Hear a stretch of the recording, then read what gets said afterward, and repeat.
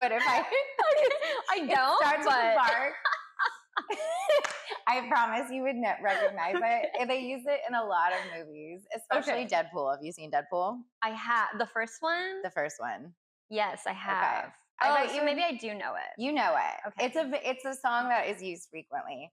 But I made like this TikTok of Nick pushing Violet in her stroller. And I did like that editor. That's why I did it. Because I'm like, this is a better editing tool. I like this. Oh, yeah, yeah. Anyways, when I join, I'll find you. Yeah. And then you can see my one video. I love it. Oh my gosh. Or when I do it regularly, because I'm already on it. I just don't use it. I see. I could probably give you some tips that will get you hooked on it. Okay. In an unhealthy way. I will get you addicted. Yeah. Like that. Okay. That's what I do. You're welcome, TikTok. Yes. Push my videos better. Yeah. Oh my God. Like, do they still call it a handle on TikTok?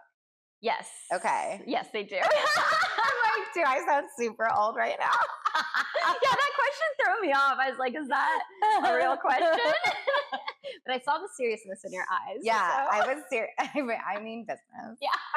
This is my life. Oh my gosh, I'm dead. Well, welcome back. Thank Episode you. 3. I'm so excited. Our number one recurring guest. I'm honored. We just had our second recurring guest. Oh, yay. Yeah. Who was that? Mari. Okay. Yeah. Do you know her? I don't know. Oh. What's her? Is it just Mari Mari? Safari. She's Oh, yeah. a playlist. Okay, I was like, yeah. you probably know Yeah. Yeah, she's one of my best friends. Oh, yay. Oh, that's so exciting. It's so funny because I initially wasn't even going to have her on the podcast. Okay. And then I wasn't sure how the episode was going to do. Right. And then it did really well. And I was like, okay. Yeah.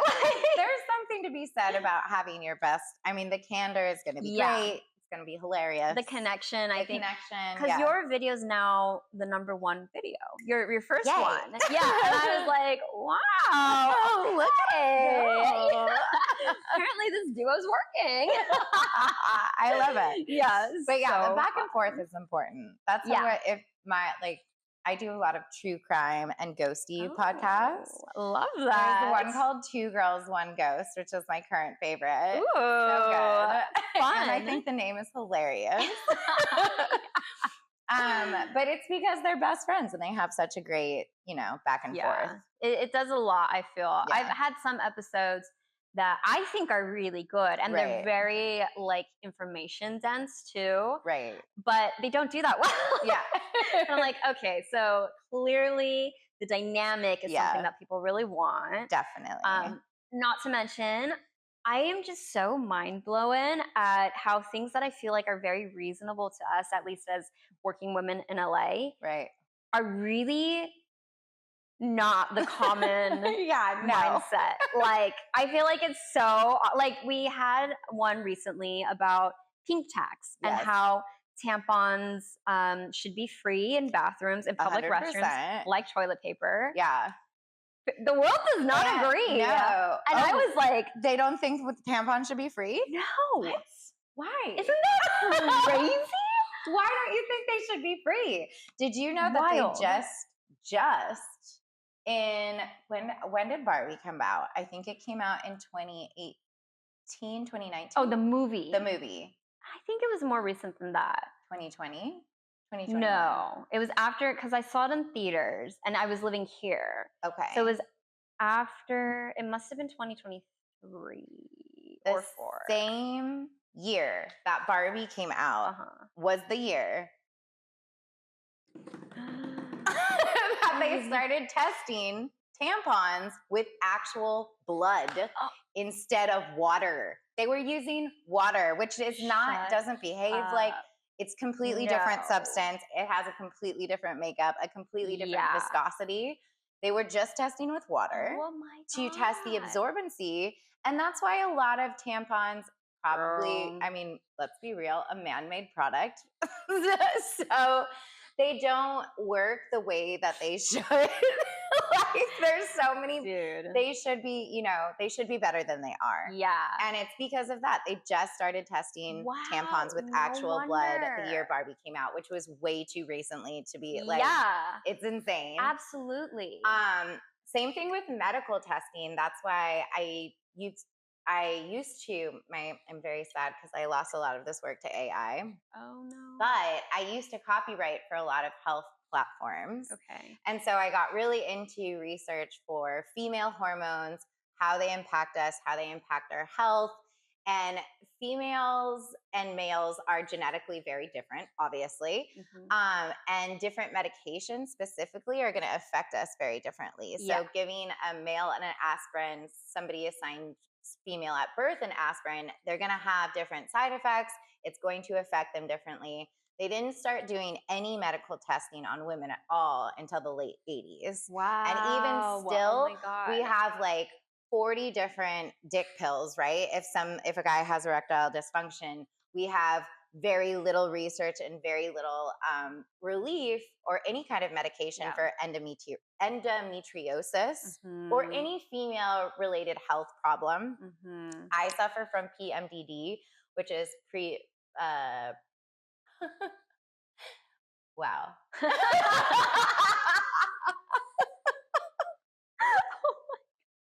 Just a little moment there. I'm still in it.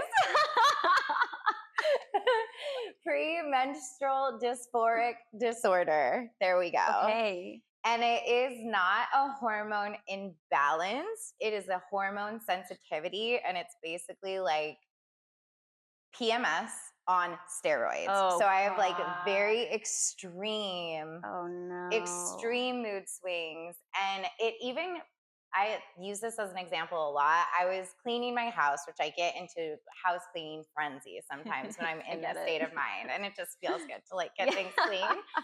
But I have this really beautiful painting hanging in my living room that I love. It's called Coveted and it's just gorgeous. And I thought I noticed a like spot of dirt on it. And I was so hyper focused on it and like in my PMDD that I'm just like vigorously like trying to scrub it off. And I ruined the painting. No! It wasn't dirt at all. It was part of the fucking painting. And I just remember looking at it and being so upset that I felt like my brain betrayed me because when I was in it, it really is like, it will take you over completely. And then you don't know what really happened until you're out of it. It feels like a betrayal of your brain on yourself. And that's just like a small example of what it's like. But like you can also just assume things that are happening in your head that aren't really happening. Which is really scary. It is. It really sucks. And it's like just now starting to come to light. I forget who it was, but a celebrity just talked about it like openly on her Instagram. I wish I could remember her name. But prior to the last couple of years, people had really never heard of PMDD or talked about it or had it be, it just wasn't out in the open, a publicized thing, but it affects a lot of women. I feel like 1 in every 10. So it's not, 1 in every 2. It's not 50%, but it's still a huge percentage. Yeah, absolutely. And it's really confusing and really hard. And it would be amazing. There's different kinds of like methods to deal with it, but there isn't, I don't know, a really viable, everybody is different. And especially with something hormone related, because it's so specific to the individual. Like if you take something that like PMS that affects a majority of women before they have their period, their PMS looks different on everybody, right? So like your PMS is going to be different than my PMS. And like to have something like PMDD that's an exaggerated form of PMS, it's going to look different on everybody. So different medications, just like any physical ailment, work differently for different people. All to say, we need more medical testing on women specifically, more light and acknowledgement and research and solutions for female-specific related ailments, because we don't need 40,000 like dick pills for erectile dysfunction. We need more focus on female health and how hormones affect us, because when I started, basically what we've been taught as women as far as the way that our metabolism works and like restricting calories to lose weight it's all backwards. Like if you want to lose weight and cut inches, you should actually load up on protein. Load up on it, do strength training. Yeah. Because strength training and protein is what's going to build the muscle that continues to burn fat and calories even after you stop working out. If you restrict calories, you do a ton of cardio that is burning calories, but not really burning muscle or building muscle. Yeah. Unless you use a resistance. It's going to put your body in starvation mode. It's going to start to store fat because it thinks you are starving and you're not going to get the results that you want. And that's such a backward, like it's backwards from everything that I was taught growing up. That I can see it in my mom and older generations, like just all of their thought processes are so backwards when it comes to female health and what to do when you want to achieve the results you want. I'm telling you, if you do want to cut inches and lose weight, you need to strength train. You need to load up on protein, keep it consistent. Do not starve yourself. Fuck the counting calories. Do not do it. It will drive you insane. It's not worth it. Just put really good, nutritious foods into your bodies. Like that's all. Definitely. And especially if you're in your luteal phase, which is the phase before you have your period, you need 300 more calories than men do during that specific time. That's why you get cravings and you're like, ooh, we tend to crave salty foods and sweet foods. It's for a reason. It's because your body needs more calories. So honor your body. When it's hungry, eat when it's hungry. And when it's not, stop. It's very simple. It is. It's super straightforward. Like, even my whole team of aerialists, like we're all very fit to see that, like sometimes I look at us during rehearsals and you just see like the shoulders, the abs, and I'm shredded. Like, it takes an enormous amount of strength. And you train. We train. But we eat. You have to. We eat. You we have to. Food. Like you know, this idea. Like I eat when I'm hungry. I eat. Yeah, same. I eat a lot. Yeah, and I love it. I love food. I eat cake. I literally this morning I went and grabbed muffins. Exactly. Yeah, I eat. You totally. have to. You have to. You know, and that's just I think like, you know, and granted, like you know, I have a tiny build, and I'm blessed. I'm very happy with my structure. Right. But I do think there's a lot to be said about being active and eating. Yeah, eating. You know, and just that balance. You know, you gotta eat. You have to if you eat. want, because not eating, you might get some results initially, but it is not sustainable at all. You can't starve yourself for the rest of your life. And if you do try to do that, your body is going to start to store fat in areas that you don't want, and that's why you're not seeing the results that you want to see. Definitely. Yeah. Yeah. Wow. Well. Here we are. Here we are. We are back. Oh my God. I'm trying to decide which direction I want to take us. Yeah. And dive deeper into the period talk because it is a really fascinating thing. It is really fascinating. I did send you a video though. Yes. Did you? And I liked the video. I did. My mind was kind of blown when I was watching it. I forgot what I sent you. It really resonated a lot. Okay. I mean, we could watch it very quickly. Let's watch it. We're going to have a little watch break and we're going to play it for you as well. So I'm going to pause this one, watch it on here because I don't remember it. Yeah. But I sent it to you for a reason. Yeah, it's impactful. And it resonates a lot. I figured I was like, this is probably one that we can talk on really well. Yeah, here we go.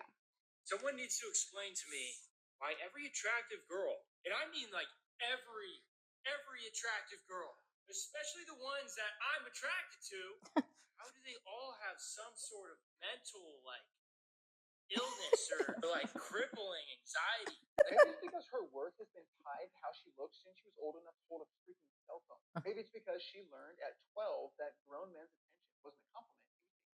Or maybe it's because by 14 she figured out how to shrink herself just to walk down a freaking hallway without getting stared at. Maybe it's because by 16 she realized other girls judged her for the attention she never asked for, so she learned to dim her light just to keep friends. Maybe it's because by 18 she'd already been called intimidating, stuck up, or high maintenance when really she was just trying to survive being visible in a world that sexualizes everything it praises.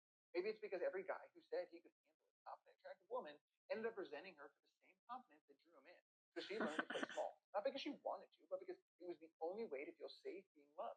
Maybe it's because the only men who ever had the courage to approach her are the ones who see her as a trophy, a challenge, or an ego boost, not a person. So she's hypervigilant, second guesses every compliment, and waiting for the mask to drop. Maybe it's because when she finally asks for help, people roll their eyes and say, "Oh, please, what could you possibly be struggling with?" So she stops asking. Now she carries it all quietly. The pressure to be grateful for attention she never wanted, and the shame for feeling anything other than lucky.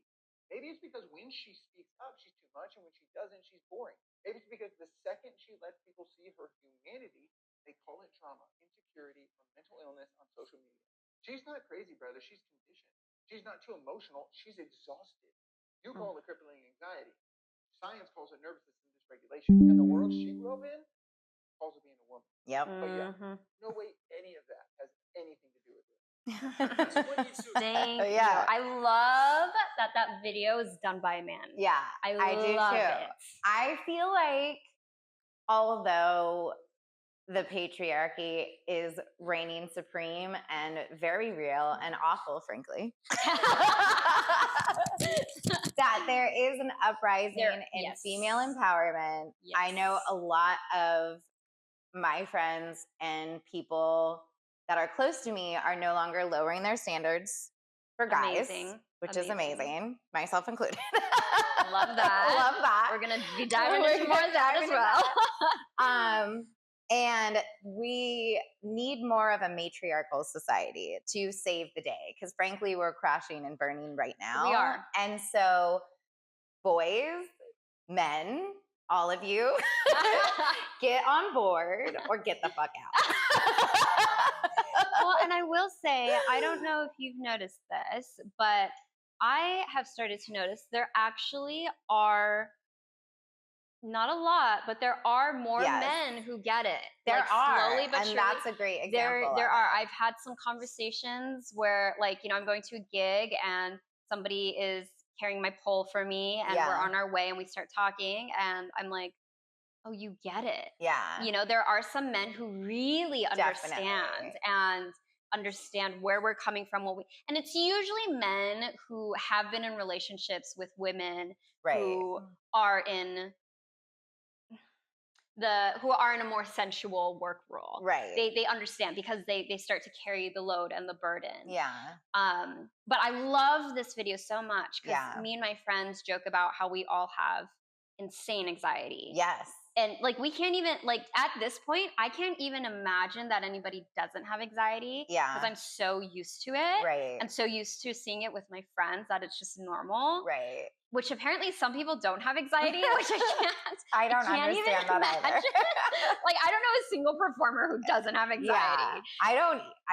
Yeah. I feel like it will be almost impossible. It would be great. It'd be amazing. If you don't have anxiety, I feel like you found enlightenment and it's good. You're done. You won the game. Exactly. And the funny thing is, I feel like we rarely have anxiety about going on stage, being naked in front of a bunch of people or whatever, doing crazy stunts.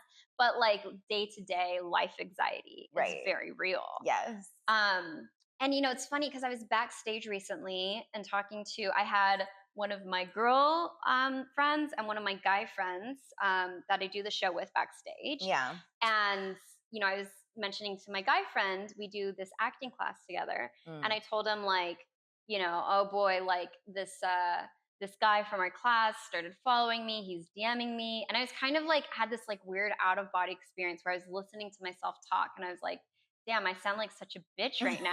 Like, I sound conceited. I sound egotistical. I sound like I'm just expecting like, oh, this guy's like obsessed with me. Because even the guy was like, well, he was probably just being nice. Right. And then my girlfriend started laughing. And she was like, they're never just being nice. Yeah, exactly. And like, I replayed that conversation a couple of times in my head. And, you know, I was like, why am I talking like that? Right. And I realized it's because when I walk down the street, I do get harassed. I am scared. Right. We talked on the last episode. I told you my story of how I was assaulted. Yeah. Like, it's a life and death decision sometimes. It is. Like, just walking down the street. Just walking down. You make just one existing. mistake. Just existing. Yeah. You trust the wrong person once. You assume they're just being nice once. Mm-hmm. Before you know it, like, you can be pinned down and you're fucking stuck, you know? Right. 100%. So which is why if you're a girl, learning to fight, great skill to have, life-changing.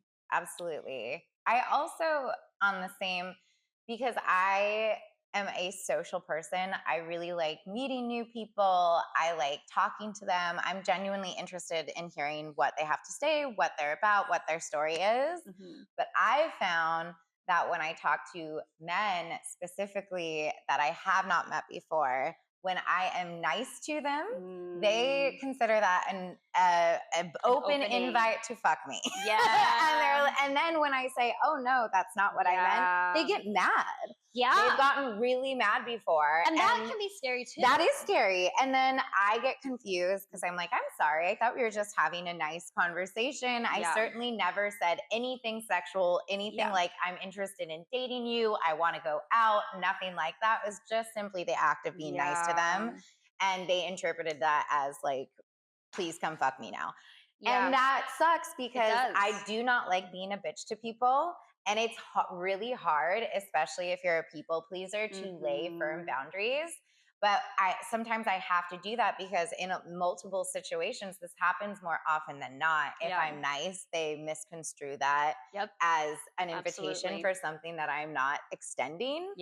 And then I have to lay a boundary, and then they're like, "Oh, well, why are you being such a bitch?" And I'm like, "I'm not. I'm actually really nice." Yeah, which you just experienced before you misinterpret it. Yeah, exactly. It puts us in a lose-lose situation. Exactly, always, and that's why I go through phases, like of connecting with guys because it's such a tumultuous thing. And they're never just being nice. No. I am just being nice though. I'm like, I don't understand why we have to be so far. We are. Yeah, definitely. And that sucks because then you kind of have this chip on your shoulder always. Your guard is always up, and then the second you let your guard down, you're like, oh shit, I shouldn't have done that because now they think that I want to fuck them. It's so true. Well, and we did, like, for the defensive men out there, we did have a guy come on. He's great, an awesome guy who's been a friend of mine for a long time. And he had made the comment how, he was like, sometimes we are just being nice. And he was like, there was a girl that I saw on the street and I told her she looked beautiful and she was such a bitch to me. And I was like, I'm not trying to fuck you. I just wanted to give you a compliment. And I had to explain to him, like, you need to understand though, you were probably the sixth guy who said that to her. And the 5 before you were not have nice. that intention. And that sucks. It sucks that we all both sexes have to feel so guarded just to be nice. Because you're right there, and I don't hate all men by any means. Not at all. I love them. I have amazing men in my life, and I'm so thankful for them. And there definitely are woke guys that are trying to, further the just cause. Advancement of society. Because we're very segregated. And we need to get more on the same page if we're going to move forward. Definitely. It's, like, without a doubt. So thank you. If you are a woke one. But it is a very small population. It is a small population. And I also think that if we were better about communicating, I feel like our generation now, therapy and communication is prioritized. But for older generations, it wasn't at all. It was actually very taboo. And it was very frowned upon. And if you did do it, you didn't talk about it. And if you did do it, you were labeled like, oh, what's wrong with you? You must be crazy. I mean, we're all crazy. We all, we all have issues. Oh, did I just?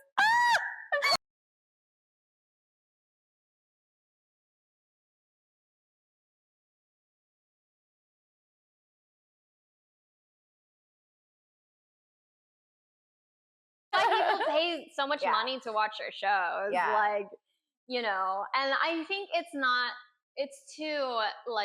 that we're trying to say people should or shouldn't be crazy. No. It's like, I think the whole point of this podcast is like, come into your own, and I think a big thing for me that's inspired me, especially as I've kind of learned to find the pathway for this podcast is like, Right.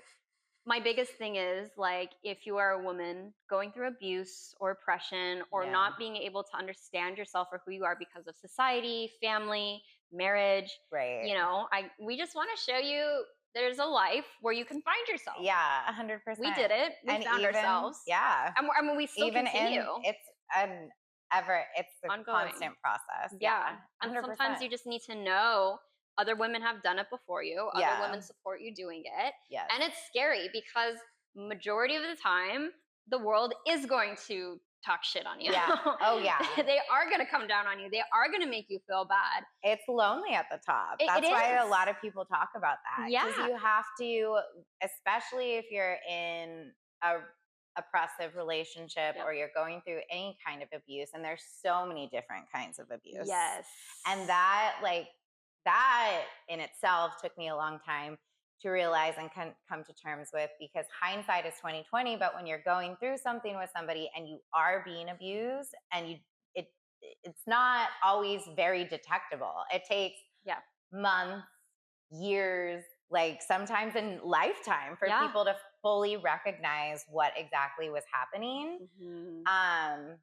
But yeah, you're not alone, and many people have gone through it before and come out on top. And the point is just talking about it, being open about it, allowing yourself to be vulnerable, sharing, leaning really hard on your friends and the people that support you, your support system, whether that be your friends, your family, or whoever. Yeah. And continuing the conversation, because these are really heavy issues that shouldn't just be swept under the rug. They're not going to go away. Yeah. So they need to be talked about it and openly shared. Absolutely. Specifically women's issues, because we are so often just, shoved under the rug in every way. Often.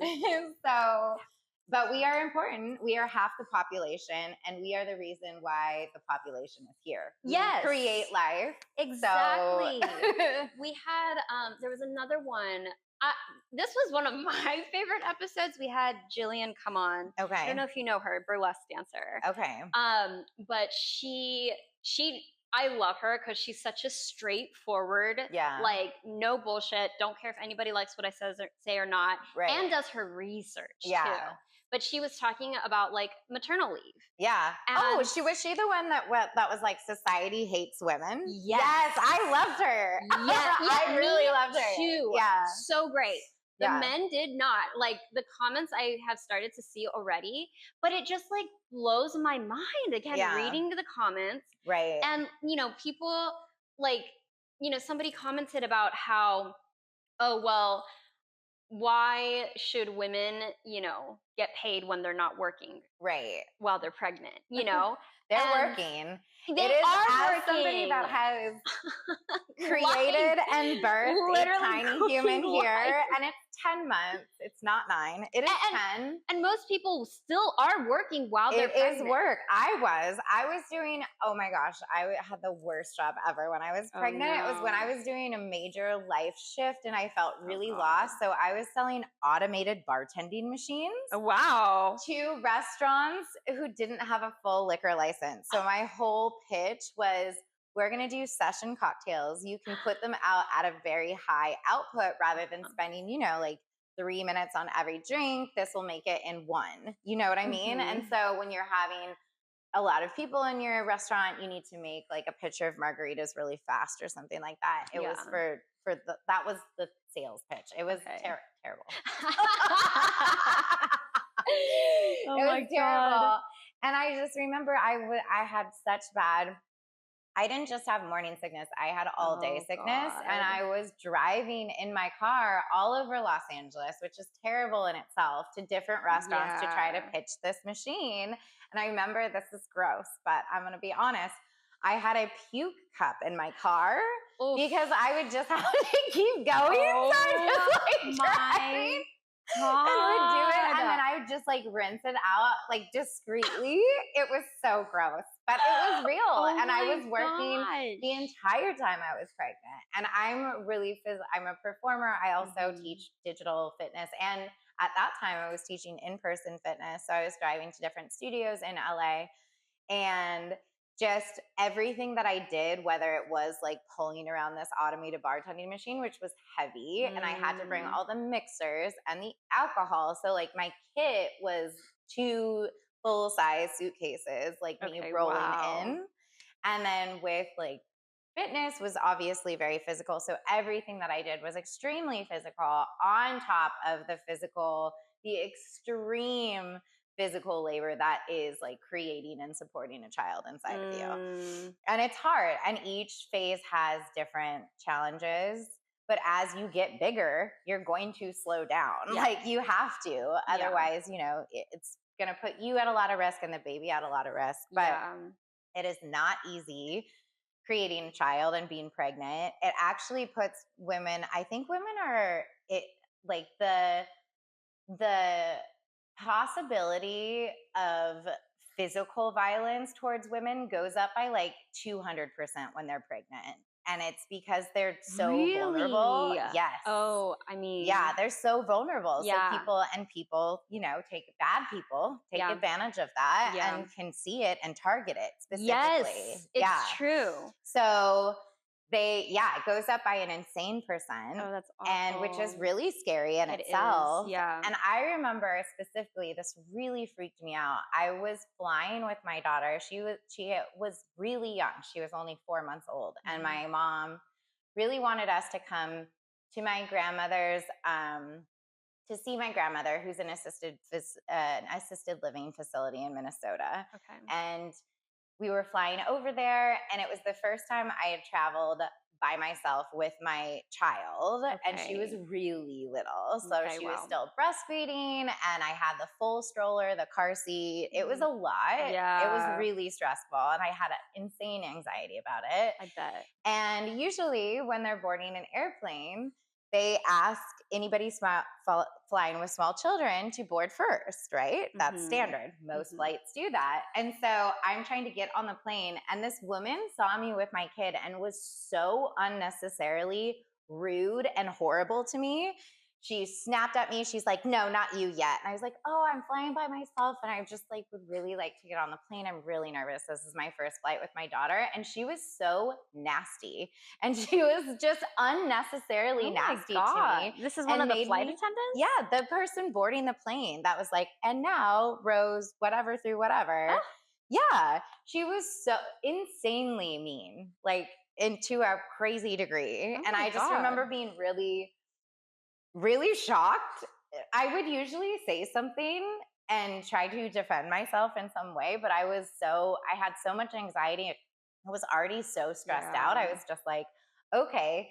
So I went back, and she just proceeded to board all of these rows in front of me. Like not me, but anybody flying with small children, which is like a very standard thing. And so I tried to go up again. She snapped at me again. And I'm like, "I'm in this row." Oh my gosh. She had something about me flying triggered her clearly. Yeah. And she was like very mean for some trauma or something. She was not nice. Wow. And I just remembered that this man was behind me, and he's like, "Hey, I'm flying first class. Like, why don't you just stand with me and get on the plane, and you can like, let's get you on there, because I can tell that you really want to get on the plane." And I was like, "Oh my gosh!" At first, I was so relieved and grateful. I was like, "Thank you so much. I really appreciate it. I'm so nervous." He's like, "No problem." He was being so nice, and I'm just standing there. Waiting to get on the plane, standing in front of him. And then he said, "Oh, you're one of the good ones, aren't you?" And I was like, "What?" Oh, no. And I just looked at him, and he goes, "You know, one of the good ones." And I looked at him very confused and said, "What do you mean, one of the good ones? Like, what does that mean?" He goes, "Well, you've seen The Handmaid's Tale, right?" And he looked at me and looked at my baby, and he was like, you can bear children." Like,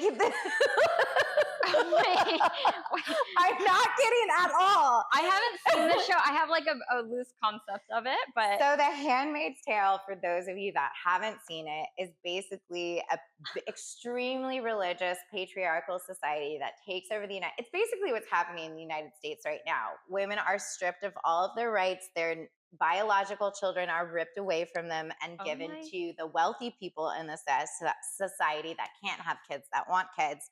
And then the women that can have kids are used as handmaids. They are systematically raped every single month so that they can bear children for the family they're assigned to. Oh my God. And the women that can have kids are called handmaids, and they're just passed around between all the wealthy males so that they can rape them and hopefully bear them babies. Oh God. It's disgusting. And it is God. It's an extreme, very extreme reality, but we are getting closer to that every day here in the United States. So I would like to veer away from that direction because it's horrible. Yeah. But anyways, that's what he meant. He was like, because you have a baby, you can have babies. So you could be my handmaid. I mean, he didn't say that exactly, but he should like have. You know what I mean? Alluding to. And the fact that he would say, well, you've seen The Handmaid's Tale, right? Is extremely disturbing. Yeah. And I was so deflated and like shocked at this point. Yeah. I just looked at him and shook my head and did not say anything at all to anybody else. I got on the airplane. I was sobbing in my seat because it was such a horrific experience. And yeah, it was really wild. And I never traveled by myself with my daughter that young again. She's older now, but I remember dreading, I was having like a panic attack getting ready to go back to the airport because it was such a horrific experience. And not only that, they messed up my stroller. Like one of the handles that I really needed was broken off entirely. I tried to like put my daughter in the middle seat and they made me move. I had to be in the middle and she had to be on the window because of like aisle reasons, safety reasons. Which I understand, but I had already flown with her in the middle seat on different airlines. So it just felt like everything was against me that day. Oh my God, yeah. I'm telling you, when flights go wrong, they don't go a little wrong, they go all the way wrong. It's kind of like the Wild West up there. Did I do that again? No, that wasn't me. Oh, like, did I spit in your face? Oh my God, what is happening? Sometimes I see things and I just automatically copy them. Yeah. Oh my God. This is off topic, but I just have to say, I think the last flight I did actually. Yeah. I was flying back from Miami to LA, and my first flight was like delayed by like an hour, and I missed my second flight by like 5 minutes. Oh no. But they shut the door. They were like, no. Yeah, they were like, you cannot. I just barely missed it. And it obviously wasn't my fault. So, they got me booked for the next flight. So I had to wait in the airport for 12 hours. Oh my gosh. And during that time, that's when the California fires happened. Oh no. So before I had gone, I had seen like something about the fires and I was like, okay, that's not good. Right. While I was stuck in the airport for 12 hours, I just start seeing my whole city burn down. Oh. Like before I know it, I'm seeing my neighbors take video of the fire right down the street from us. No. My friend is like, I had thankfully given her my key and she was like, do you need anything out of your apartment? We haven't been told to evacuate yet. Right. I'm texting everybody I love, like, are you safe? Are you okay? Yeah. Like, that was, it's been such a hard year for LA. That was so devastating. That was insane. It is still so devastating. We have not recovered. No, not at all. Not and then we had to do that. We went through the ice, which is horrific. Yeah. Just the political landscape here in general has been horrific. It's been really hard. It's the Wild West out here. Yeah, it is. 100. Like we were talking about this before, but self-defense for ladies out here is essential. I was showing her my new little weapon. Yes, it's a good one. Everybody should have one. It's a good one. Yeah, I'm not going to share what it is because I have you stalkers. Don't want to give away my secrets. Yeah. But self-defense is essential. But it is crazy because I never realized how dangerous it was out here until I was in Australia. Yeah. And like the girls there don't know self-defense. They're like, I don't know what I would do if someone attacked me. That's not the case for any of us women out here. We all know exactly what we would do, how we would handle it. Well, most of the countries, especially when Trump was elected president, like declared the U.S. unsafe to travel to. Like 12 of the main, I'm not kidding. I didn't know that, but I'm France, not surprised. Yeah, all of Europe, like all of Western Europe for the most part was telling its citizens not to go to the United States, especially if you're a woman, because you have no rights here. We don't they're just being stripped right and left. It's really horrific. It's really insane. Yeah. And it's scary. It's really scary. And people are so mad. Yeah. People are so mad on both sides. Yeah. And that's why I really can't stand this president specifically, is because he has divided the country more so than anyone else and caused this enormous amount of hate and animosity between the people, which is not, we got to come together. We have to come together. We got to come together. Yeah. Yeah. And that's why I always reemphasize this throughout the whole podcast. It's not a man-hating podcast. No. We don't hate men. We love men. No. Yeah. We really do. Yeah. But we do need to see that bridge be gapped. There needs to be a coming together.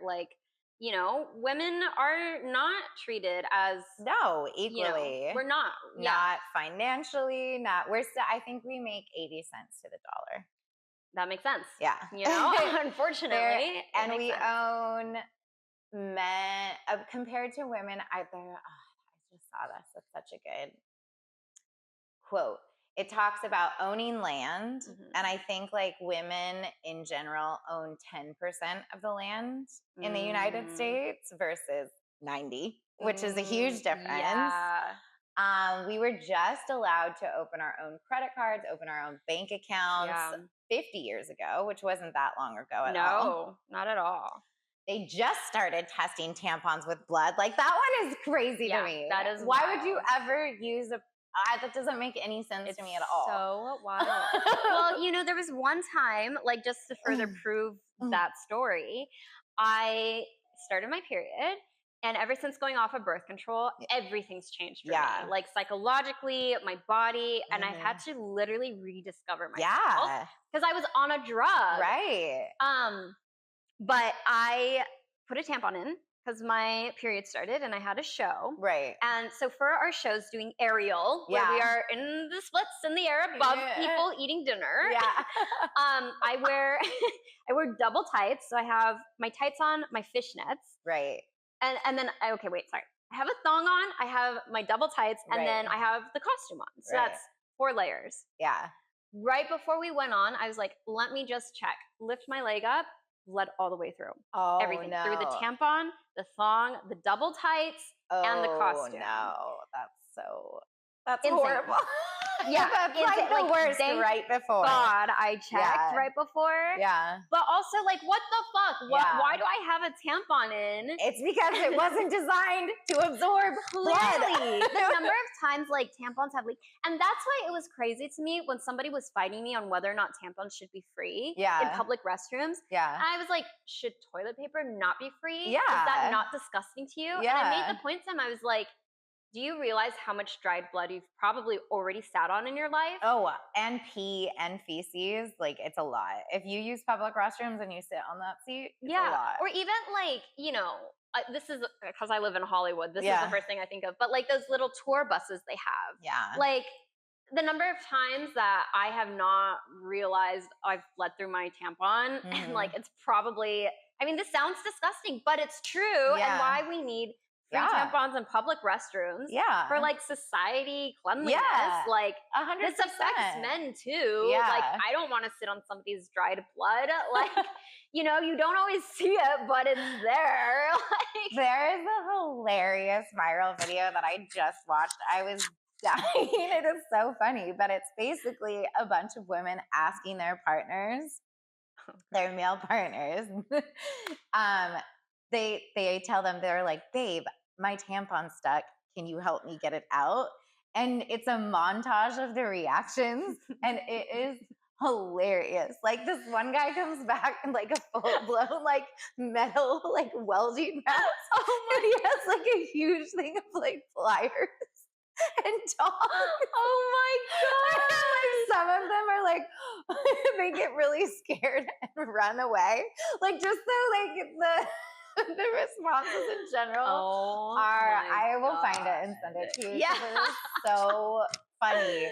And like, but they all what like was really endearing to me was that the vast majority of them, and there's like 10 or 12 couples in this montage, really want to help. They just have no idea what to do. So they're like, my God. okay. One like gets asked if he should call 911. Oh my God. It's so funny. Oh my gosh, amazing. it's so funny. But yeah, and that just goes to show you like you can see the love in a lot of these couples and the desire to help. They just have no idea how. And like that is just takes communication and like learning experience, bridging the gap between like the information that's projected out there. Because for so long, and this is still a thing, we were told that our periods are like dirty and disgusting and like something to be like ashamed of. Yeah. And it's a very natural thing that happens to all female assigned at birth individuals. Yeah. So it is very natural part of life. It's not disgusting. It's human. It is human. We are messy creatures. We all pee, we all poop. All women have periods. Yeah. It's just what it is. I feel like too, for me, that's when I know like, okay, we are in a relationship. It's like once the period talk comes up, I'm like, all right, this is becoming real now. Like that is always interesting too. And that's like a red flag in my current relationship that I overlooked because really? Yeah. Because he is very grossed out by that and will not like wants like zero sexual contact whatsoever when I'm in that having that time. And it's always been really weird for me because all of the guys that I've dated in the past have not given a fuck about that. They're like, whatever. Yeah. Like, you know. I love that. All right, let's do it. Yeah. I don't know about you, but like when I have sex on my period, it is so good. Yeah, it is. So good. It's so good. And the same when I was pregnant, like the whole way through, I was so horny the entire time. And he would not. Really? He would not. And I did not understand it because it went to like, we did it all the time to not at all. Like the entire Only on time. the period or at all? Not at it. So we did it all the time prior to me getting pregnant when I was not on my period. Because he's always been like, no, if you're on your period. But when I got pregnant, he maybe fucked me like twice. And it's 10 months, y'all. 10. Wow. 10. And you guys were married. We were married. Damn. Yeah, it was horrible. And I can't even begin to describe to you how high my sex drive was because the hormones are crazy. Yeah. And when you're pregnant, you can't have like any fun stuff. Like obviously you're not like drinking and doing drugs, duh. But like you can't stuff about like you wouldn't think of like sliced deli turkey. You have to be really careful about because of the diseases it carries. You can't have sushi. Oh my gosh. I'm a huge coffee drinker. Coffee made me sick. It was devastating to me. That would be like rough. You're not supposed to have too much caffeine. You can't dye your hair. You can't bleach your teeth. Like there's so many things that people don't think about that you wouldn't expect that you can't have when you're pregnant. So like the things that are pleasurable, you need. You want and need. And I'm like, sex is one thing I can have that you will not give me. And it was so infuriating. Yeah. I'm getting a divorce, not because of that, but but it's contributed. Oh my God. Yeah. So yeah, it's just a wild thing. And he tried to use an excuse like, oh, I'm afraid I'm going to hurt the baby. I'm like, really? Sorry, your dick's not I'm that sorry. big. Yeah, exactly. Like, don't flatter yourself here. I was showing him research saying that that's not possible. And in fact, it's like a really good thing. Yeah. To have sex when you're pregnant. Oh my God. It helps, like, just the warm feeling, the sense of connection is good for, it's all the pleasure hormones. It's good for you. It's good for the baby. It's good for everybody. It's not hurting. It's not going to hurt anybody. It's only going to be good. Yeah. And when you're really close to giving birth, they say that you should, like, sex can induce labor if you want to induce it quicker, which again is not a bad thing. Yeah. You want to, I mean, at the end, I really wanted to get her out of there. I hear that. Yeah. I believe it. Yeah. So yeah, just like the misinformation. And I don't know if he really believed that or that was just an excuse he was giving, but it goes to show you that if he did truly believe that, all of the misinformation that's out there, and that just comes back to open communication, doing your own research. I found that, like, that's been one of the biggest sources of frustration in my relationship that is now ending, is that I'm always the one that does everything, including all of the research. I'm like creating a PowerPoint presentation as to, like, why we should be doing this. I mean, that's an exaggeration, but you understand. No, just the person putting in the most effort to getting educated and understanding like what our differences are, how can we connect better. Like being the person that's like, let's go to therapy. Like, so let's try couples therapy. Like, I think you should go to therapy. I think I know I should go. Like, we should both be, you know what I mean? Definitely. More communication, just to bridge the gap of misunderstanding, because I really think that's what it comes down to most is misinformation and misunderstanding and lack of communication. Definitely. I mean, those are huge things that are essential for any relationship, like even friendships to work. Communication is huge. But yeah, we were talking a little before we started. So you and your soon-to-be ex-husband. Soon-to-be ex, yes. Have been together, you said 7 or 8 years? 8 years. We've been together. It'll be 8 years in December. And we've been married for 7. Wow, yeah. No, 6. Okay. Yeah. Okay, cool.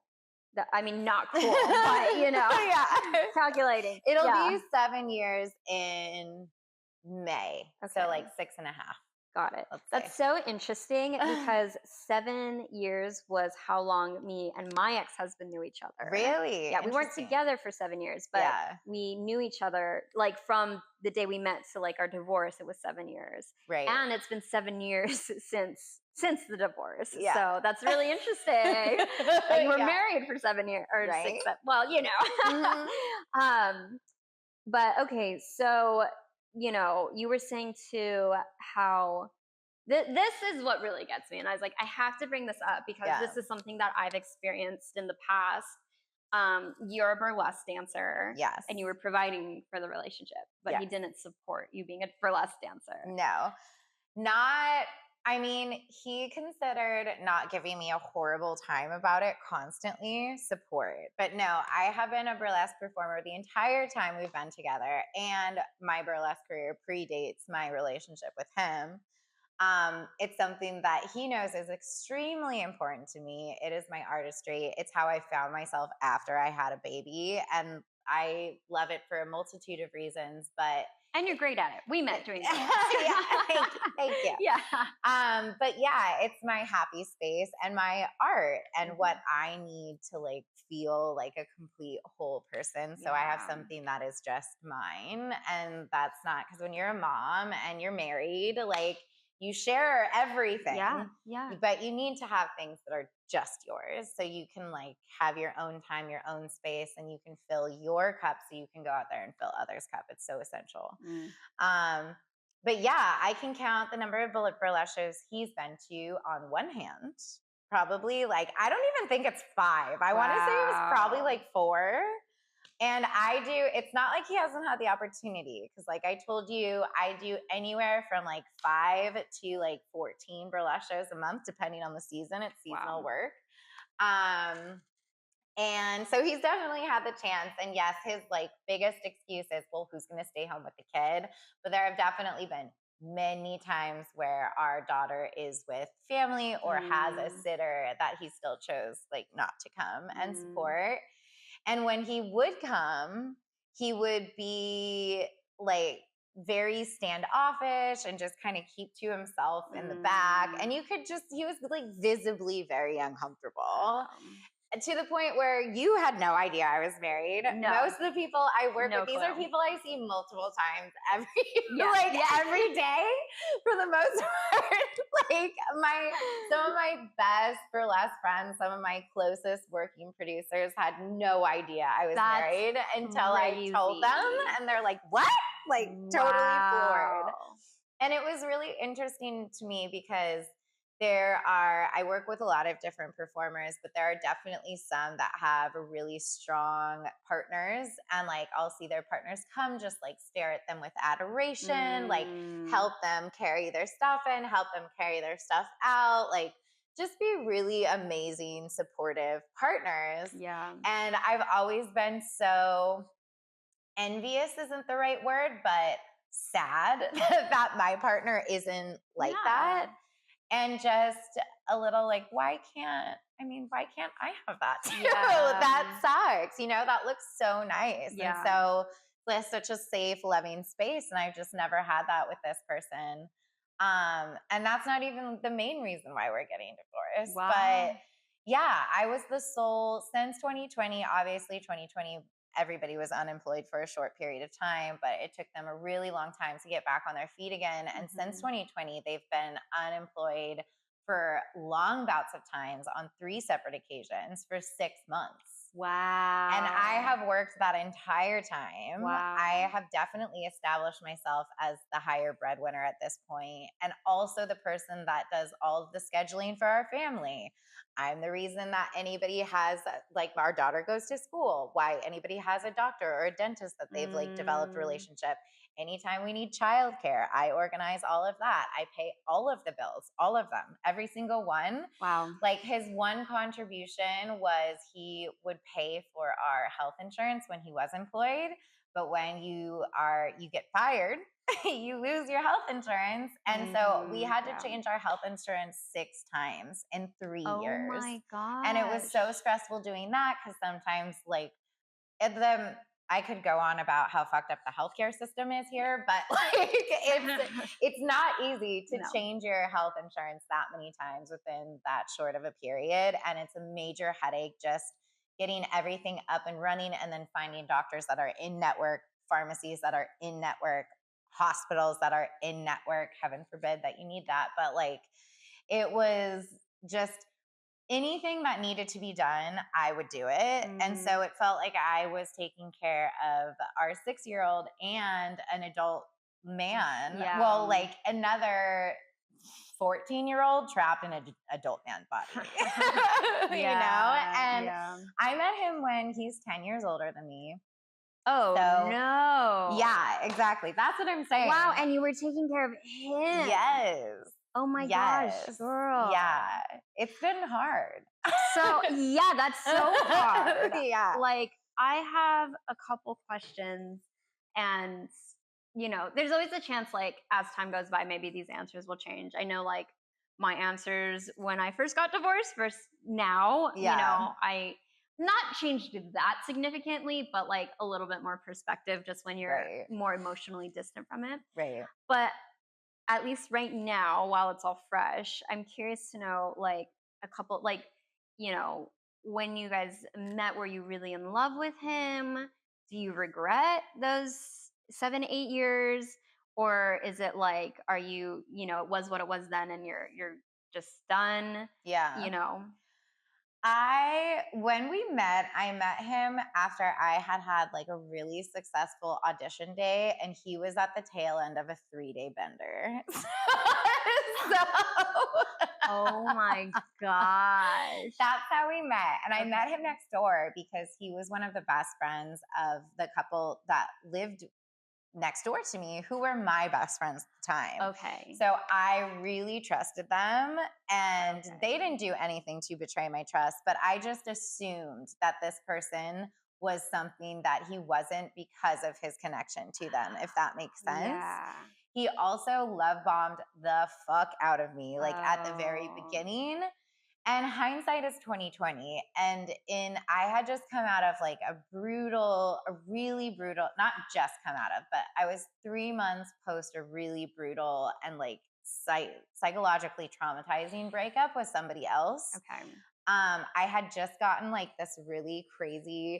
come out of this really crazy skin rash condition that wasn't contagious, but it looked like I had like, it was gross. Like I had these red scaly patches all over my body, and I went to get it checked out, obviously. And they said, the good news is it's not contagious. It's most likely been caused by stress and anxiety. And I knew that was it. Like it was a really tumultuous time in my life. And they were like, it's not contagious, so you're not going to give it to anyone. That's the good news. The bad news is it can last from 6 months to a year. Oh my And I was freaking out. I'm like, I cannot look like this for a year. Like everything that I did was with my physical appearance. And I'm like, I can't strip looking like this. Oh my like, it's not gonna work for me. So it was really stressful. And I like really went down rabbit holes online and found some remedies that I'm not even going to recommend because they probably weren't great in the long run, but they did help address the rash immediately. And so, oh my gosh, I'm dead. Yeah. So I was able to come out of it in 3 months.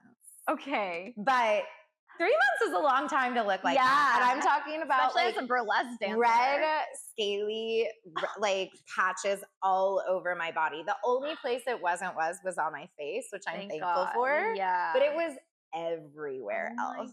Everywhere else. And it looked gnarly. Like it was scary looking. Oh my god. It was gross. That's crazy. I felt so dirty and gross. And it's sad to like just look in the mirror and be like, oh, oh my gosh. But yeah, I came out of it and I had like really successful auditions, and it was just a really great week. And I'm like, yes, finally, like I'm coming back to myself.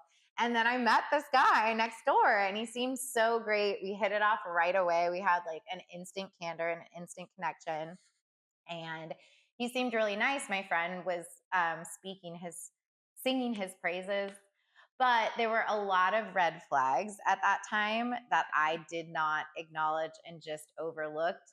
Like I said, hindsight is 20/20, because it felt so good to be in that, like in a healed state physically, to feel attractive again, to have somebody obviously be attracted to you and like bombard you with all kinds of like gifts and attention and all that stuff, like lots of love bombing. And so, yeah, I felt really swept off my feet. I felt very in love at the beginning, and we got pregnant really quickly. We got pregnant within a year.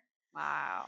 And I just remember like looking at him and telling him, and he was so excited. All he wanted to do was be a dad. Like his goal in life was to get married and be a dad. And like, I should have looked at that as a red flag in itself, because that's not a personal goal. That's like, you know what I mean? But I didn't. I was like, okay, well, I'm pregnant, so let's give this a go. And I am thankful that we connected, because my daughter is the best thing that has ever happened to me. And I love her more than anything. And she's perfect and amazing. And I would never regret something that created her. But I do regret marrying him, because I can have a baby and like co-raise a baby with another individual and not be married to them, which is what I'm going to do now. So I do regret actually getting married.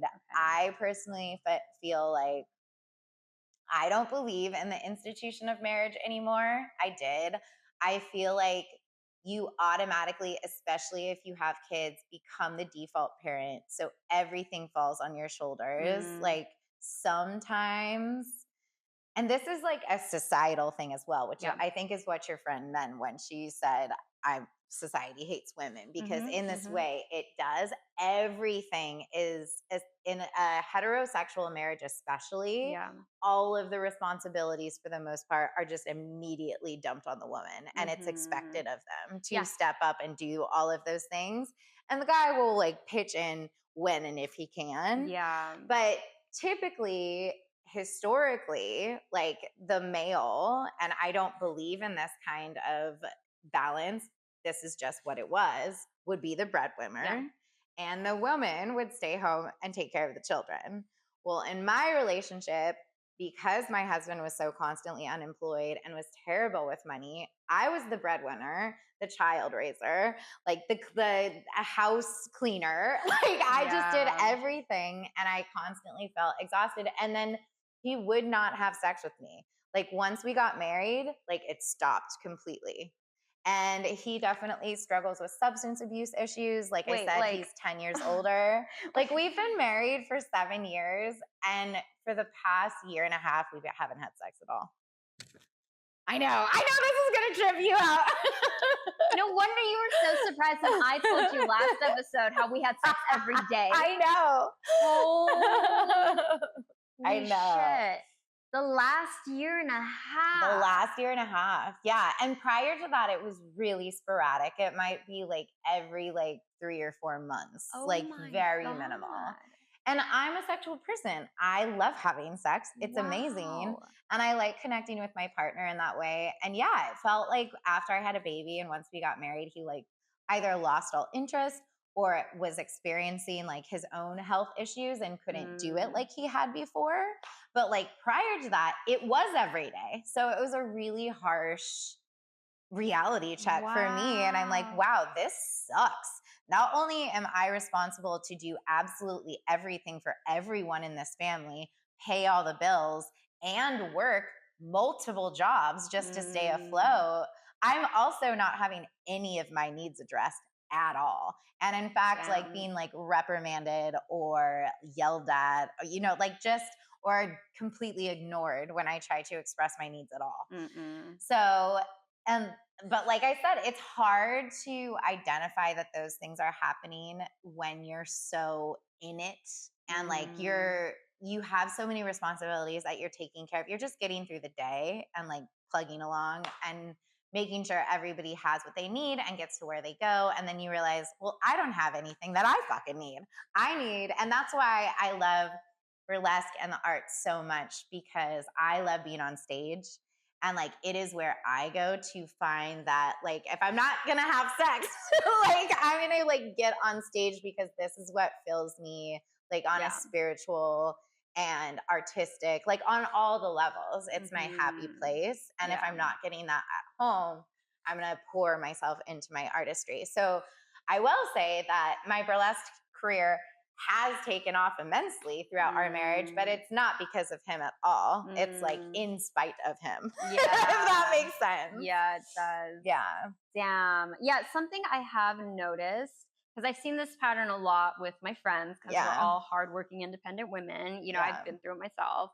But I do think that men's sex drive goes down when they're not being the providers and when they're being provided for by a woman. Right. Which is why, a big topic we had at the beginning was, should a man pay? Right. And I'm a big advocate of yes, they should. Yeah. At least look, if we were having this podcast in Miami, it might be a little bit of a different conversation. Yeah. But at least here in LA with the women that I've brought on. Right.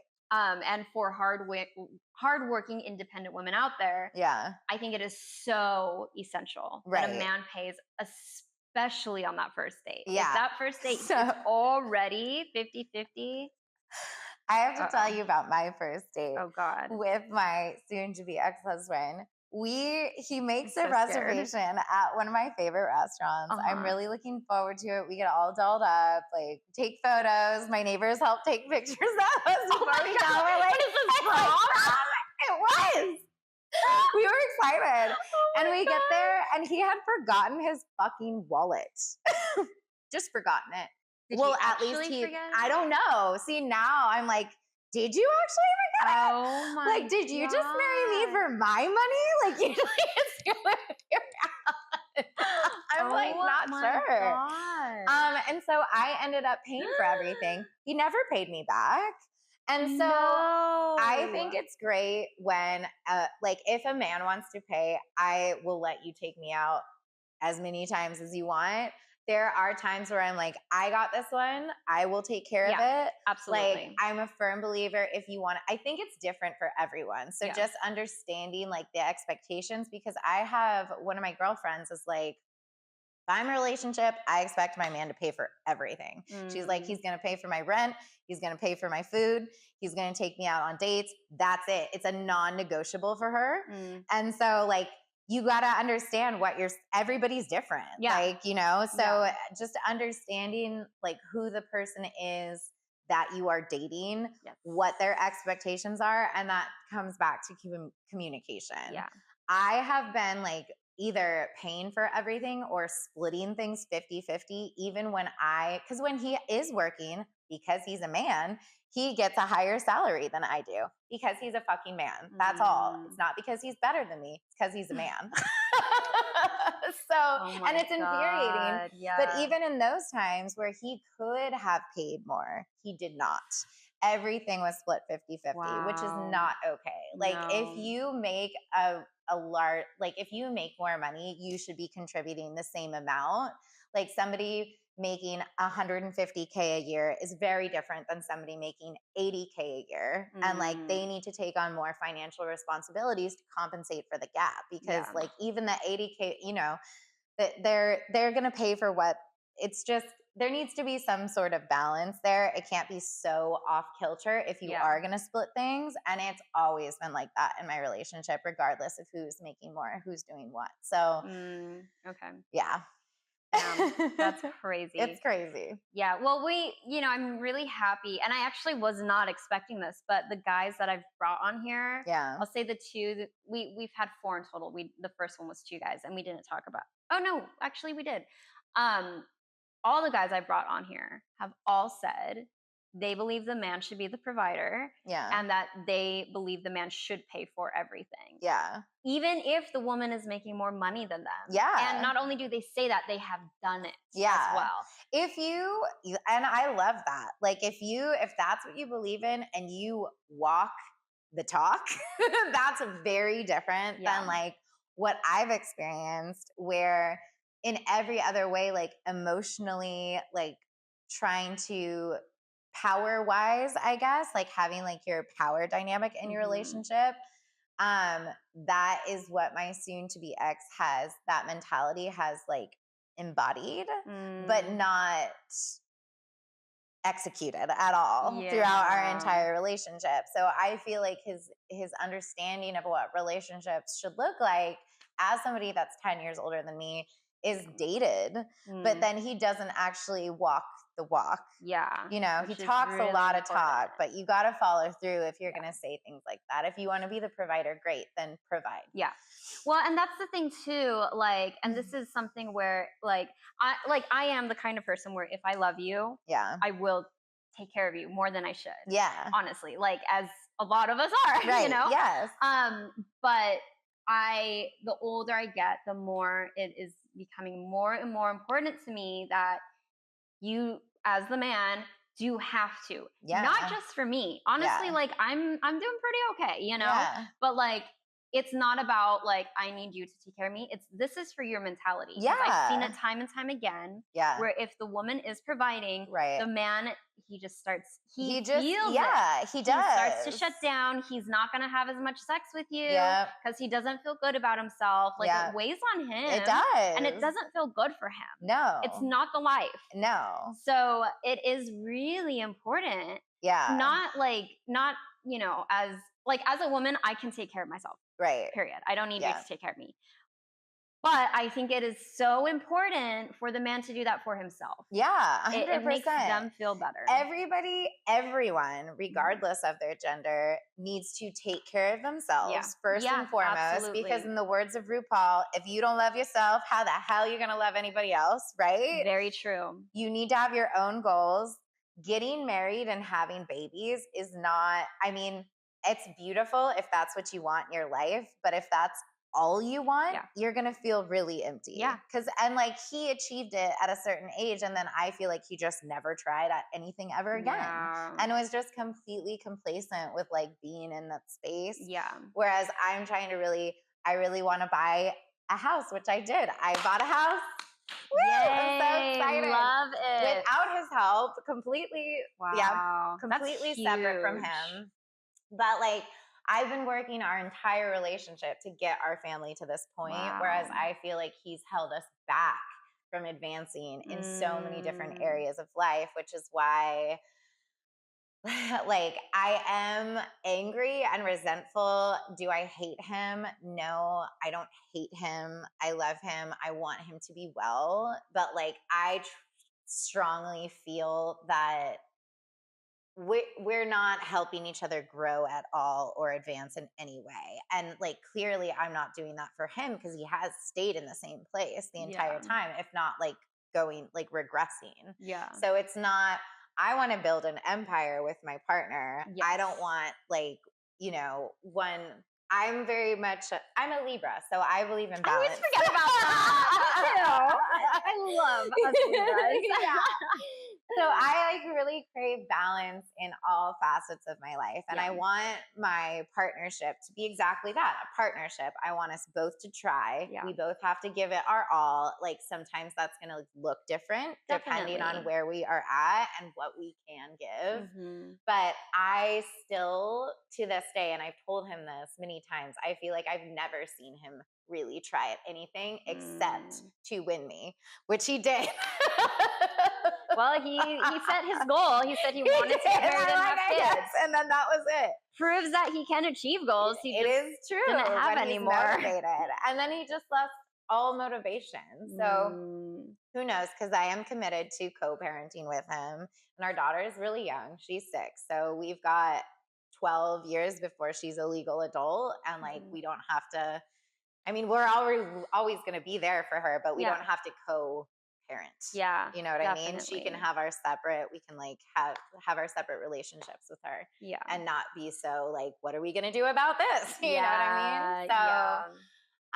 So, yeah, it's interesting, but I'm hoping that although he really doesn't want this right now, that it will inspire him to try again. Maybe. Yeah, I like, mean, you know, space is really important. Yeah. Like the older I get, the more I've learned like how essential space and time is. Yeah. Because when I was younger, I was impulsive, and I'm like, it's now or never. Yeah. You know, totally. and otherwise goodbye. You know. Yeah. But I've learned like if you really love somebody, sometimes the thing you have to do is step back.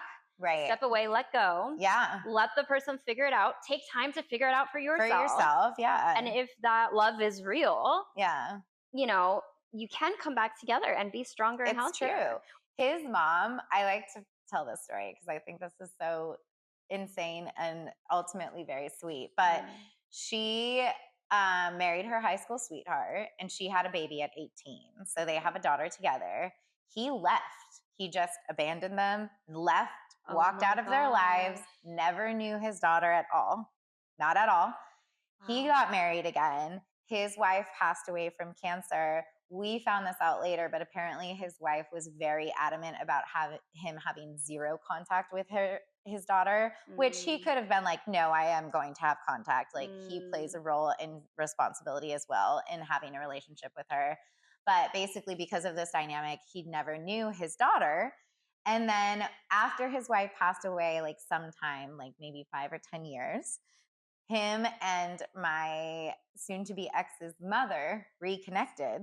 They got married again. So this is her 3rd marriage once removed because she was married to him first. And now he finally gets to know his daughter. He's in his 80s and she's in her 60s, but like they get to have a relationship now. Wow. So you never know what's going to happen. I always use that as an example. And like you can take a serious amount of space and come back together. Yeah. But it is important to continue doing the work and just like focusing on yourself, like self-love. Like, cause if you do have love for yourself, and it's a hard thing to do sometimes, there's definitely been periods of my life where I really didn't like myself at all. Same. Like it's very dark, but when you do practice like self-love and self-care and do the things that really like fulfill you on a spiritual and physical, all the levels, then you are going to attract that same kind of energy back to you. And you will wind up with the right person if that's what you want. Like right now I'm like, I'm going to do my own thing for a little bit. I've been in this for so long. I'm going to be by myself for a while. As you should. And I'm really looking forward to it. Whereas before that might have really, really scared me. So it's nice to be able to be in that place finally. Definitely. Being single, after being with somebody you really loved is so key. Yeah. Jumping right back in, like, do you, whatever, but I've learned, like, if someone didn't mean that much to me, at least from, like, maybe they meant a lot to me as a friend, but like, if they didn't mean that much to me in a romantic sense, next day I have a new guy, Right. But if I really loved somebody, the best thing is to just be alone. Yeah. And not diving in. And too, it's not fair to the rebound person. No, not at all. And like, again, like in retrospect, that's what I probably did with my soon to be ex. Because it was a really traumatic breakup. And then I went right back in 3 months later, which is not a significant amount of time. It's definitely isn't. And time alone is so, like, it seems really scary. Like, I will say I've pretty much been single for 7 years after my divorce, up until recently. I would say, like, this past year, there was like one other short relationship I had 2 years ago. Yeah. But majority of the time, I've had my flings and stuff, but fairly single. Best decision of my life. Best decision. I agree. So I can feel it. Like, I'm very excited for it. I have no desire not to be single. Yeah. And like, being single is different than like going, having fun with somebody. Yeah. You can have some fun. But no, I'm very much looking forward to just like doing some reflection and just practicing a lot of self-love so I can start building again and, go into this brand new chapter feeling really strong and self-assured. And the beautiful thing is that by the time you do go through the singleness, when you either meet the new person or come back to your old person, you're ready. Right, exactly. Versus like, well, I just spent all this time in another relationship. I'm even more drained out. Even the thought of being in another relationship makes me nauseous. So I'm sure. It's nauseating. Yeah, I actually, after me and my ex separated, we weren't even divorced yet. Right. I had a man come into my life and we got into something of a relationship. Never made it official though. Right. Thank God for him, because I had no one. I didn't have my ex. I wasn't talking to my family. Me and my ex had been broke together, so now separate. We're extra You're broke. really broke. Yeah. So this man just like was in love with me and like completely started paying for everything for me. He wasn't rich either. He just worked to like take care of me. He was really sweet. And then he proposed to me basically like 3 months after my separation. And me and my ex still weren't. It wasn't like a real proposal, but like I had made a joke. I was still wearing my wedding ring. Right. Which I had paid for half of it, by the way. And I am going to still wear this shit, But I made a joke to him and I was like, well, if you want me to take it off, like I need a replacement ring. And I meant something cheap and simple. Valentine's Day. Oh my gosh. Took me out to this beautiful restaurant on the beach, bought this Valentine's Day 4-course special. Wow. Pulls out a beautiful ring. Wow. And like all the waiters are looking, it looks like a straight up proposal. And I'm like, at the time I'm like, oh, this is really cute. And the next day I'm like, oh no. Did he actually like get down and propose? No, thankfully. But it really felt like just like one step away from that. That's really it. No. So after that, it's like, I need to end this. Like, because I wasn't in love with him. Right. And so by the time I ended it, I just straight up told him, I was like, look, I don't want to be with anybody. I just want to fall in and out of love. Right. Just randomly, sporadically. Yeah.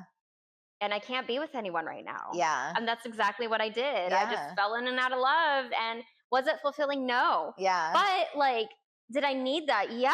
Like I was not ready to be with somebody. Right. I needed time. And before my marriage, I had been, with my dad, who was Asian and didn't let me leave my room. So I didn't know who I was, That is so wild. Yeah. That and the sex every day. Right? People are like, why are you an extremist? And I was like, well, my parents are like, why are you an extremist? I was like, look how I grew up. Yeah. Like, yeah, totally. But yeah, I say that because I had a reel that I dropped about how being single in your 20s is so great. Yeah. You need to find yourself. Yeah. And I was surprised that was a reel that got so much backlash. Really? Apparently people do not think that you should be single in your 20s. I feel like people that backlash are people that aren't single and regret it. I truly do believe. I feel like that. Anyways, yay! Thank you so much for coming on. Love having you on here. I love you. Thank you for giving me the space to talk about all the important things. Yes. Yeah, and we'll definitely have you back soon. Yeah. Yay. Yes. Amazing. Yay. Thank you guys. We'll see you guys back in another 2 weeks for another episode. Bye.